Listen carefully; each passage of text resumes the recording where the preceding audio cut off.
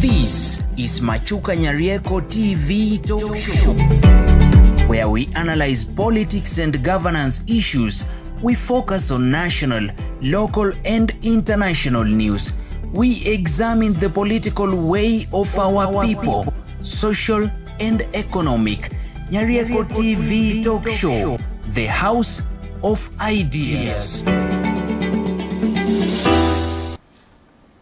Good morning, viewers, and welcome to Machuka Nyarieko TV Talk Show, the house of ideas. Hoping that you have woken up in good health. Today we shall focus on one, William Samoei Ruto, the President of the Republic of Kenya, and his possibilities of retaining his position as the president come the year 2027 general elections. In your own opinion, do you think William Ruto will win the 2027 general elections? Kindly write this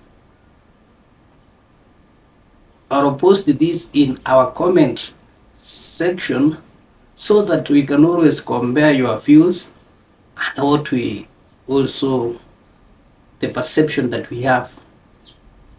It's important that we work together. And kindly, if you are watching this channel for the first time, subscribe so that whenever we produce another episode, YouTube will automatically notify you. And to our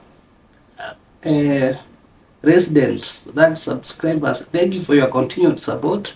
And please, whenever you come to these episodes, like, comment, and even share so that we can reach many people. Back to our discussion today. And the big question is, do you think William Ruto will retain his position, his seat, come 2027? In this video today, I will show one thing that will make William Samoei Ruto to easily get back into his position come the year 2027. But before that, I'd also like to highlight some of the busy things that William Ruto and his government is doing that will also make him move far and away from his leadership. For example,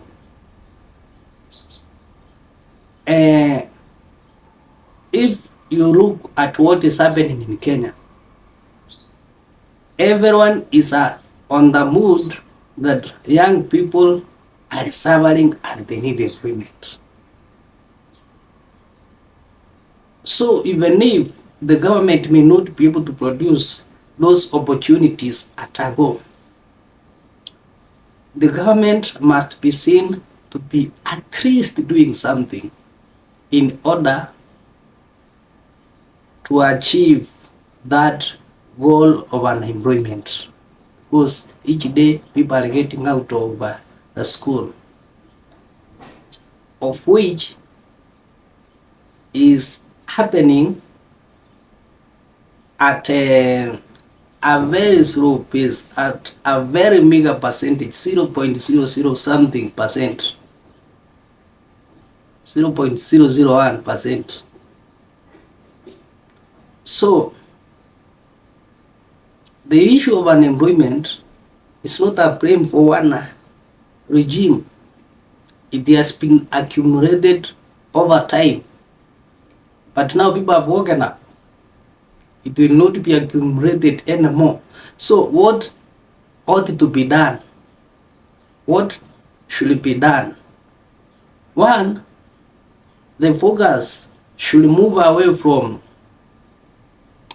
parties or coalitions, mergers, and any other thing that will distract the ruling party's focus from development.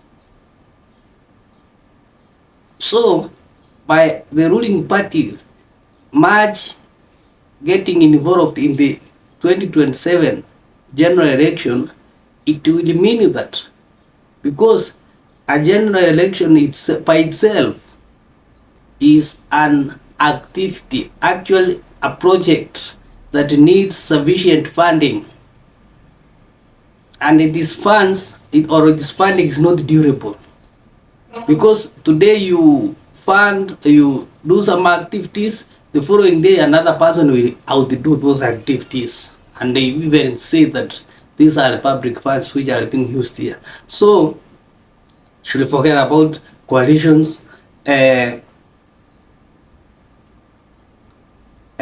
building of political parties at this time?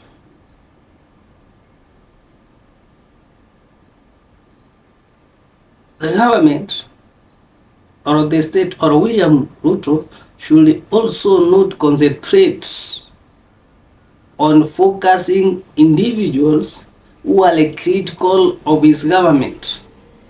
Instead, he should use the stones that have been thrown to his government to improve his government, because William Ruto will not be charged in the same manner Kalonzo Musyoka will be charged, because William Ruto is expected to say in the next campaigns that I have done this and this and this. This is what I have not completed. And to be more specific, there are some of those areas that have been identified by Kenya that these areas need to be recollected. That's why you should stand out and say this area, maybe the judiciary, the executive, the legislature has been improved to this extent, and now that now the services, the public services are moving on smoothly. So, which is this one thing that I'm talking about, which William Ruto should do in order to take this position very early in the morning when it comes to the year 2027?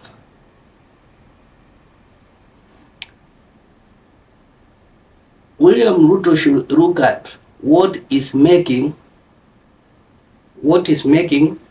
his services go unnoticed, his funds go unnoticed, his efforts go unnoticed. Because each and every person sees the issue of governance as the elephant in the house, and to be more specific, corruption. Therefore, that one thing that I'm talking about is corruption. William Ruto should zero in on corruption without any biasness. Should not be biased to anyone, and to fight this corruption, the judiciary should be properly funded. There should be no issue that we have no sufficient funds to hire more judges, as Martin Koome did say the other time, that now because the budgets have been cut, we cannot be able to hire more judges.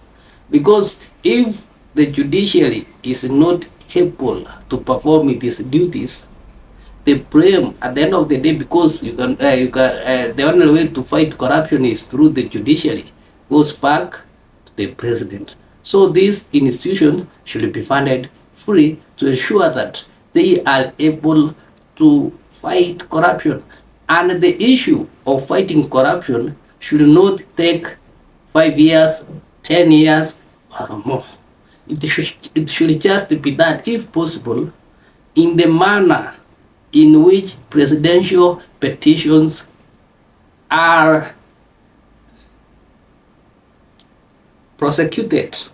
That is, within 2 weeks, you find that the presidential petitions have been executed. And what is funny is that these petitions affect, what you can say, they are very tireless in collecting the evidence. But what happens to an institution, a government institution, whereby we have records? So the first thing under that is that the judiciary should be well funded.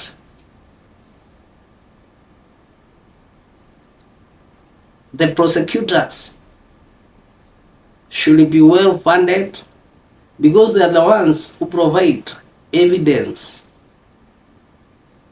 to the judiciary.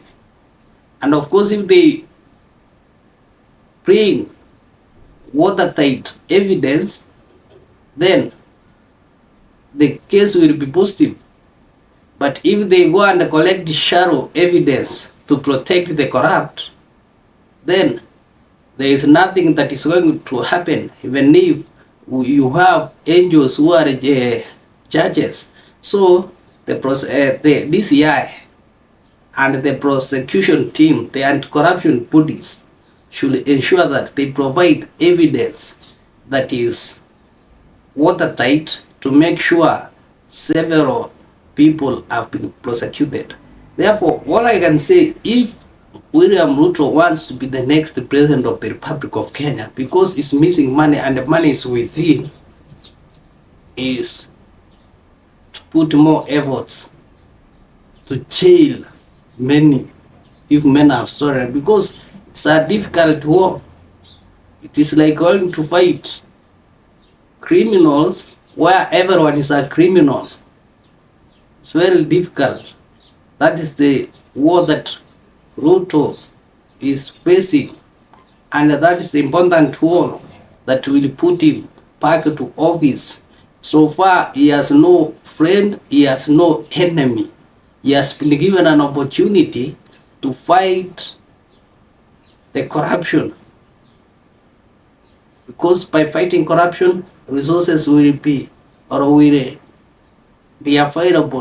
in every institution, since much of the resources or the Kenyan resources go into corruption. Machuka Nyarieko TV talk show, the House of Ideas. Kindly continue giving your comments on what you think William Ruto should do in order to retain to a 2027 presidential seat. Is it to continue with coalitions, making his party strong,